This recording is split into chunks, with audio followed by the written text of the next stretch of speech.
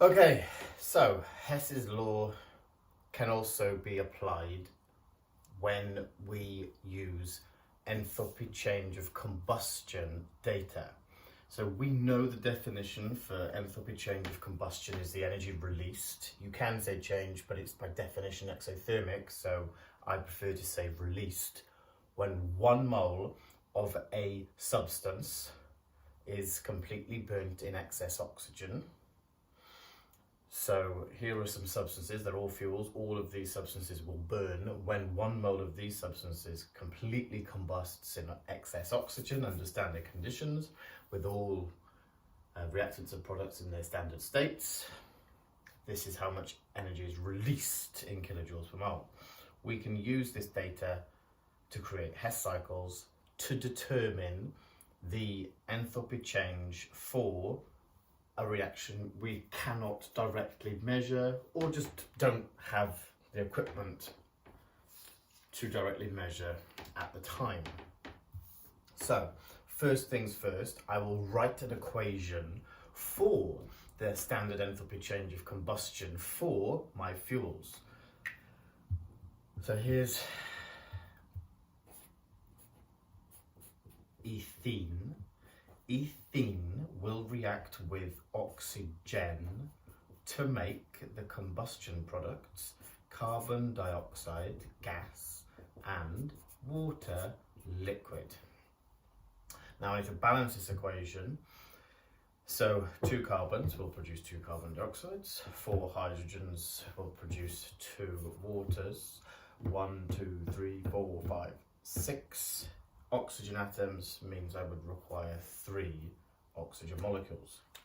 And that is the equation for the standard enthalpy of combustion of ethene. This will release 1410.8 kilojoules per mole. Okay, hydrogen. Now hydrogen doesn't have an enthalpy change of formation because it is an element in its standard state. However, we can combust this element. So some people fall into the trap. Enthalpy of formation elements don't have, but many elements can be combusted, so they will have an enthalpy of combustion. And we make liquid water.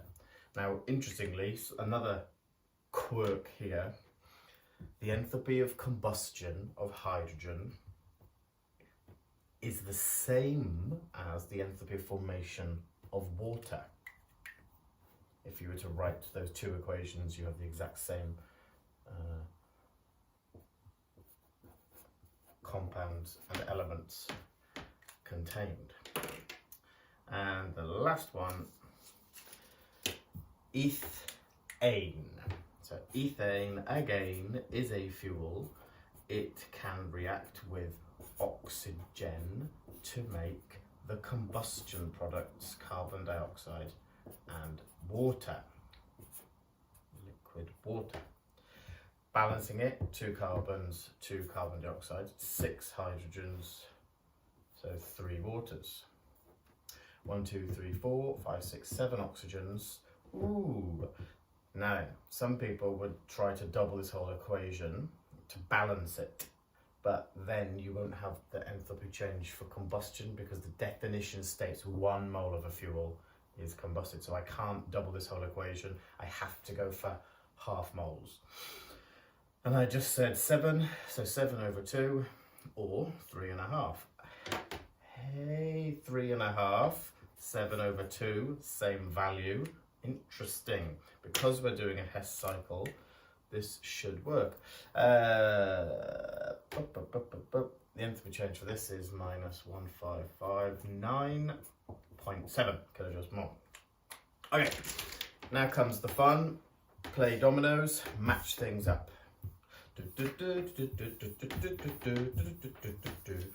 This ethene can react with oxygen to make carbon dioxide and water. Hydrogen can react with oxygen to make water.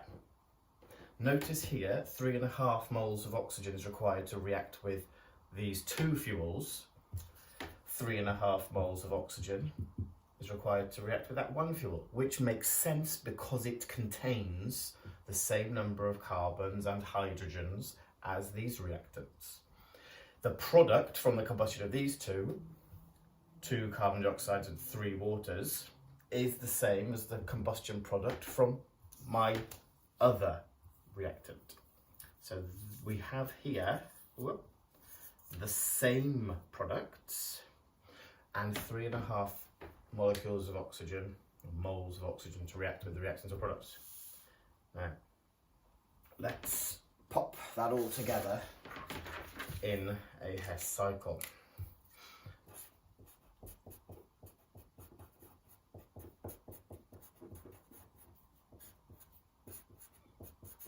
We want to find this enthalpy change.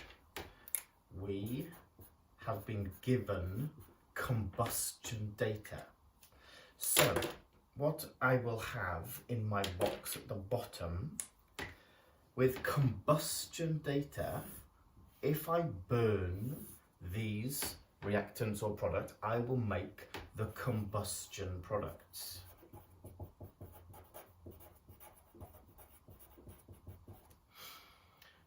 If I burn,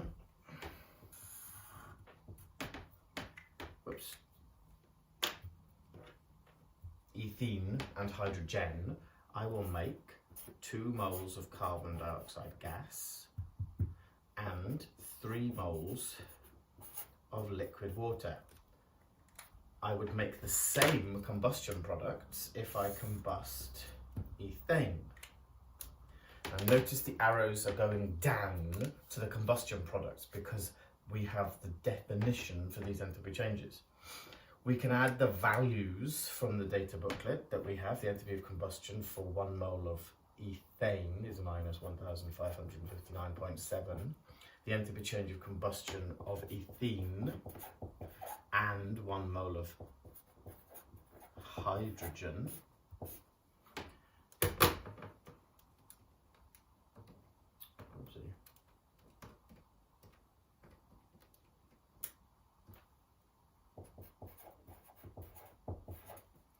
Okay, now there's one thing missing from this, which is an important part to add to our Hess cycle.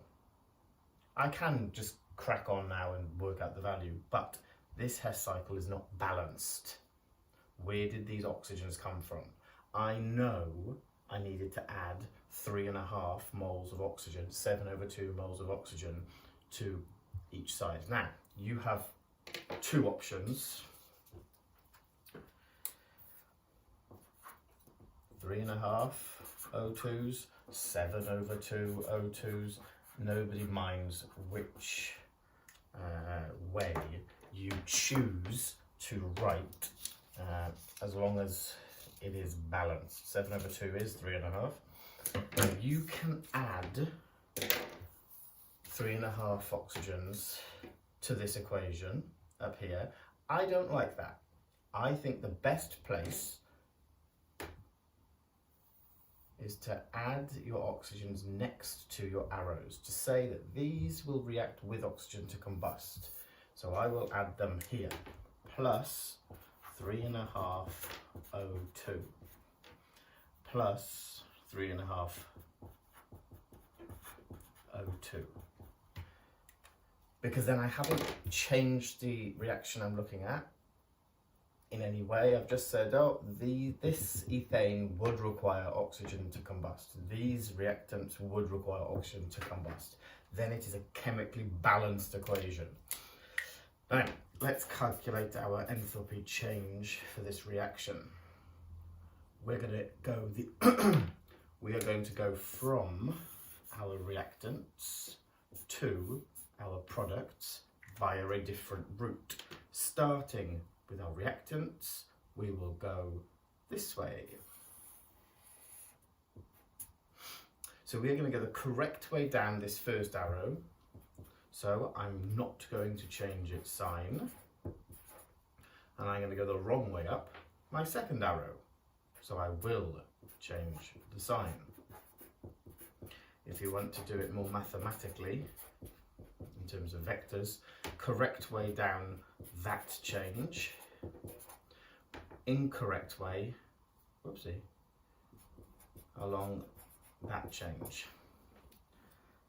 Plus minus, you know, means minus, minus minus means plus. Oh, it's the exact same mathematical processes. Pop all that into your calculator.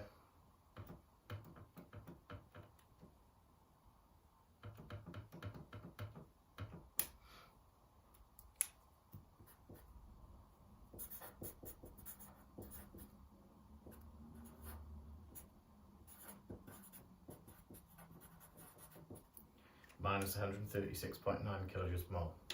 Here is my Hess cycle, it's all balanced. I have my combustion products down here, and I have my calculation to work out my standard enthalpy change for this reaction.